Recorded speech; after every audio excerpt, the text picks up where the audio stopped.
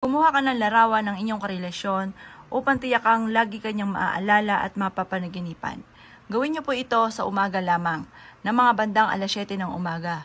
Kumuha ka ng larawan niya at ibulong niyo mula sa inyong puso ng 7 beses ang kanyang tunay na pangalan at ipilido at kung ano man ang hangarin niyo sa inyong dalawa na hindi na siya magkagusto pa sa iba at ikaw lang ang tanging niyang mamahalin.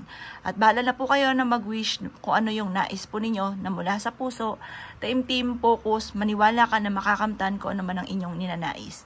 At pagkatapos po ipitikin ito ng 7 beses.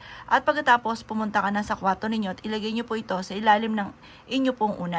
At bago ka humiga po dyan sa gabi, mainam po na ito po itatapikin ninyo ng paulit-ulit ng 7 beses. Gawin niyo po ito araw-araw hanggang sa mapansin po ninyo na hindi ka na nagkakaroon ng problema sa inyong karelasyon at ikaw lamang po ang bukod tanging kanyang mamahalin at iisipin.